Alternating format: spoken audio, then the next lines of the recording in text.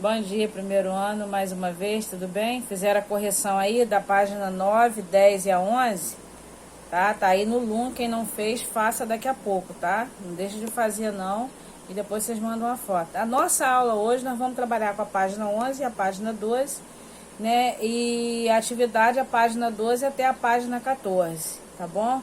E qualquer dúvida, vocês vão tirando comigo à medida que a gente vai fazendo as atividades. Então vamos falar hoje sobre o Teatro Vicentino. Lembrando que o Teatro Vicentino vai nascer do nome de Gil Vicente, né, que era o dramaturgo que trouxe o teatro para Portugal, né? Ele levantou o teatro português, Gil Vicente, né, na época do humanismo, que a gente está estudando aí. Então o Teatro Gil Vicente ele vai acontecer assim, finalzinho da Idade Média, né, para a Idade Moderna. Vai ter esse nome por causa de Gil Vicente mesmo, no período do humanismo.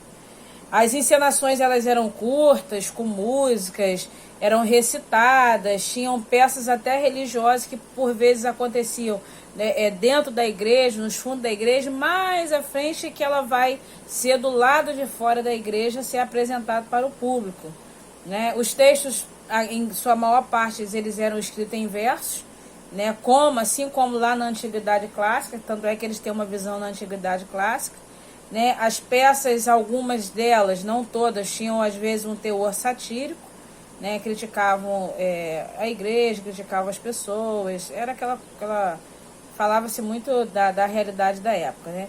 Suas personagens eram bem definidas, né? Eles vinham para criticar a sociedade e às vezes tinham uma visão muito moralista da vida.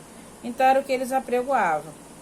A linguagem era uma linguagem bem popular, né? Por que era uma linguagem popular? Porque a peça, elas eram faladas, declamadas e aconteciam, encenadas, eram assim, no meio da rua, né? Não era em lugar, não era dentro do palácio, não era nada, não era poesia palaciana, mas era uma peça que era encenada para o povo. Então a linguagem tinha que ser muito popular para as pessoas poderem entender. E às vezes as sátiras eram tão fortes, que a crítica era tão forte, que a população sabia muito bem de quem estava se falando. A temática de cunho religioso era às vezes crítica, né? A grupos sociais com interesses escusos, né? Aquelas coisas meio ocultas. Tinham as peças de costumes também, de costume do povo, né? Tinham também temas cômicos, da cultura popular, temas pastoris, né, de pastores mesmo de ovelha, temas do cotidiano.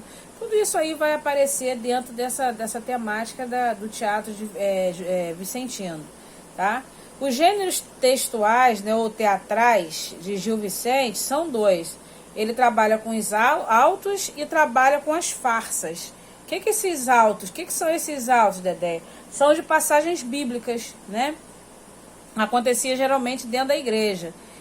Poderia ser uma tragicomédia, que é uma tragédia com uma comédia, e poderia também ser de mistério, né? Às vezes eles trabalhavam também, Gil Vicente também gostava muito de trabalhar com tema religioso e profano. O que é um tema profano, Dedé? É um tema que não acontece dentro da igreja, é um assunto que não pertence à igreja, não é de acordo com a igreja, né? Então ele também trabalhava. E tinha as chamadas farsas. As farsas eram o que? Era o retrato da sociedade da época, né? Sabia, e logo que acontecia aquela farsa, as pessoas já sabiam de que personagem se tratava. E às vezes elas eram bem engraçadas também, eram bem cômicas também os seus textos. Pessoal, então o nosso vídeo hoje ele é pequeno.